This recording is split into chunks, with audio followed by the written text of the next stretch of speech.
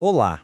Hoje a gente vai fazer uma viagem fascinante pelo mundo dos gases. A gente vai começar com uma ideia bem simples e vai terminar num lugar muito estranho e surpreendente, o mundo dos fluidos supercríticos.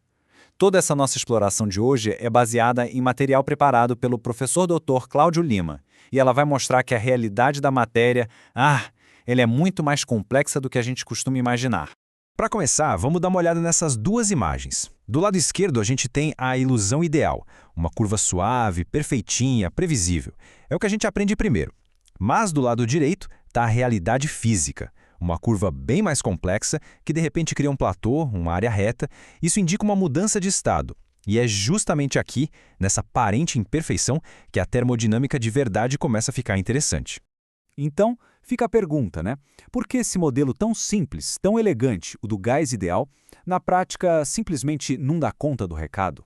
Bom, o divisor de água está todo aqui. O modelo ideal parte do princípio que as partículas de um gás são só pontinhos de massa, sem volume nenhum. E pior, que elas não interagem entre si, não se atraem. E qual a consequência disso? Ele ignora a coisa mais comum do mundo, a condensação. Um gás ideal nunca vira líquido, não importa o quanto seja comprimido. Já um gás real, bom, ele é feito de moléculas que têm volume sim, e que se atraem. E é por isso que ele pode virar líquido.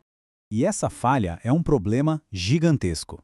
Pensa bem, se o nosso modelo mais fundamental não explica algo tão básico como o vapor na atmosfera virando chuva, como é que a gente pode descrever o mundo real? Claramente, a gente precisa de uma ferramenta melhor. E é exatamente aqui que entra a genial equação de Van der Waals. Ela vem para consertar essas falhas com dois ajustes brilhantes, que finalmente trazem a teoria para perto do que a gente observa no mundo real. Tá aí a famosa equação. À primeira vista parece mais complicada, eu sei, mas toda a genialidade dela está escondida em duas novas constantes, a letrinha A e a letrinha B. São elas que trazem para a matemática duas verdades físicas que o modelo ideal simplesmente ignorava. As moléculas se atraem e elas ocupam o espaço. Vamos pensar no termo A como uma força social. É como se as moléculas gostassem da companhia uma das outras. Elas se puxam mutuamente.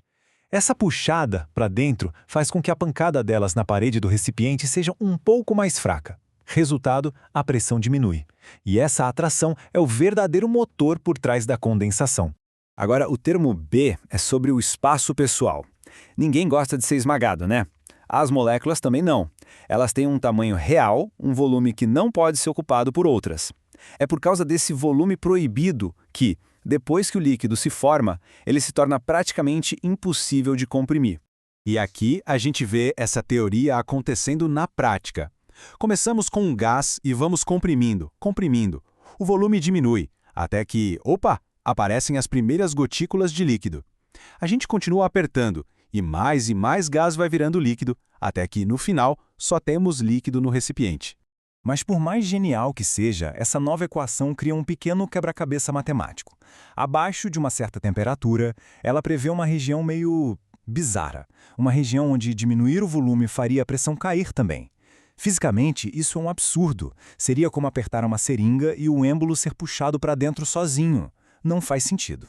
Agora, o que é realmente genial aqui é a solução de Maxwell para esse problema. Ele basicamente olhou para essa ondulação sem sentido físico e a substituiu por uma linha reta. Mas não qualquer linha. Ela é traçada de um jeito muito específico. A área da curva que fica acima da linha tem que ser exatamente igual à área que fica abaixo. Matematicamente, isso resolve a instabilidade. E fisicamente, essa linha reta representa com perfeição aquele platô de pressão constante que a gente vê nos experimentos enquanto o gás vira líquido. Com esse modelo agora corrigido e refinado, a gente consegue enxergar uma fronteira fascinante na natureza, o chamado ponto crítico. O ponto crítico é aquela combinação única de temperatura e pressão onde a diferença entre líquido e gás simplesmente some. Repara no gráfico. À medida que a temperatura sobe, aquele platô da mudança de fase vai ficando cada vez menorzinho. Até aquela temperatura crítica, ele encolhe e vira um único ponto. E esse ponto define tudo. Abaixo da temperatura crítica, o que a gente tem é um vapor, ou seja, dá para transformar em líquido só aplicando pressão. Agora, acima dessa temperatura, aí a história é outra. Temos um gás de verdade que se recusa a virar líquido não importa o quanto a gente aperte. A agitação das moléculas é tanta, a energia delas é tão alta, que as forças de atração simplesmente não conseguem mais vencer a briga. Tá, e aí?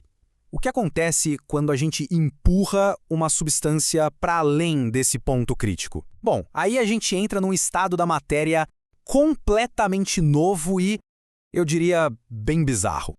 Esse é o momento mágico. Acima do ponto crítico, o menisco, sabe, aquela linha visível que separa o líquido do gás dentro de um copo, ele simplesmente desaparece. Puf, some. As densidades do líquido e do gás se igualam, as duas fases se misturam e o que sobra é uma única substância, contínua e uniforme. E essa coisa nova, esse fluido supercrítico, tem propriedades híbridas incríveis. Imagina só, uma substância com a densidade de um líquido, o que a torna um solvente poderoso, é usado, por exemplo, para tirar a cafeína do café, mas que ao mesmo tempo se expande e preenche qualquer espaço, como um gás, penetrando nos menores poros. É o melhor dos dois mundos. E quando a gente visualiza isso tudo em 3 dimensões, a gente tem uma revelação. Líquido, gás e fluido supercrítico não são, no fundo, estados separados. São só regiões diferentes de uma única e contínua paisagem de estados da matéria. Aqueles gráficos 2D que a gente viu antes eram só fatias, só um pedacinho desse mapa completo. Isso nos leva a uma ideia que é, no mínimo, surpreendente. Como diz a citação, líquido e gás são dois extremos da mesma realidade. E o que isso quer dizer? Quer dizer que é possível transformar um líquido num gás sem que ele ferva. É isso mesmo. Se a gente aumentar a pressão e a temperatura de um jeito que a gente dê a volta pelo ponto crítico, a transição acontece de forma suave, contínua, sem formar uma única bolha. E assim a gente fecha a nossa jornada. Partimos de um modelo ideal, bonitinho, mas cheio de falhas, e chegamos a um estado híbrido da matéria que parece coisa de ficção científica. Esse caminho pela termodinâmica dos gases reais mostra que o universo é muito mais complexo, sutil e fascinante do que as nossas primeiras e simples ideias poderiam sugerir. A gente agradece mais uma vez ao professor Dr. Cláudio Lima pelo material que tornou toda essa exploração possível.